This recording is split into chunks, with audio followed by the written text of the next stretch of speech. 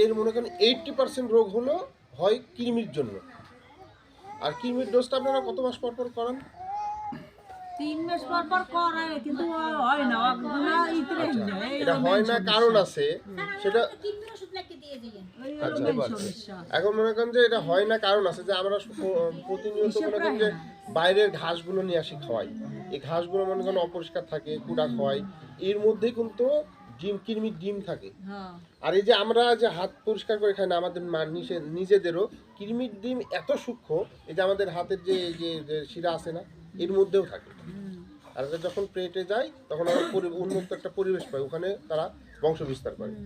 আর সেই জন্য মনে করেন যে আছে হলো ডাবল ডেক্স, এই যে এই ওষুধ আপনারা যাই দোকান থেকে কিনেন, ভাইয়ের কাছেও আছে, মনে করেন যে 25 টাকা দিয়ে মনে করেন কিনে আনেন একটা ট্যাবলেট। একটা গরুর মনে করেন যে 2টা 3টা 4টা পর্যন্ত খাওয়ানো লাগে। এখন ওটা মনে করেন যে আছে এই একই জিনিস, ওটার চাইতে ডাবল পাওয়ার। এটার একটার দাম হলো 45 টাকা, আর এটা হলো 150 কেজি বডি ওয়েটের জন্য একটা খাওয়াবেন।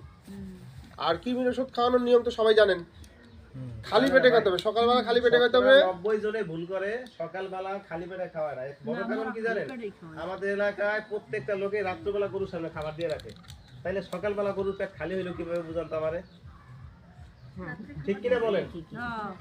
খালি আপনারা মনে করলেন সকাল মানেই পেট খালি, কিন্তু সারা রাত্র যে খাবারগুলো দিয়েছেন এই কারণে সকালবেলা পেটটা খালি হয় নাই, ট্যাবলেট খাইছেন 2 পয়সারও কাম করে নাই। তাইলে রাত্রেবেলা খাওয়া এমনিতেই দেওয়া যাবে না। কে যেন বলছিল যে একজন ডাক্তার বলে 3 মাস পর, আর একজন ডাক্তার এসে বলে না 5 মাস পর খাওয়ানো যাবে না। ঠিক আছে না? কে যেন এই না, বিষয়টা এরা করছিল। কইতেছে বীজ দেওয়ার পরে হ্যাঁ 7 মাস হইলে খাওয়ানো যাইবে, কিন্তু 7 মাসের আগে খাওয়ানো যাবে না। আচ্ছা, এখন আমি এই বিষয়টা আমি একটু একটা মিনিটে বলি। সেটা হলো আমরা নরমালি 3 মাস পর পর কৃমির ডোজ করাই, তাই না? এখন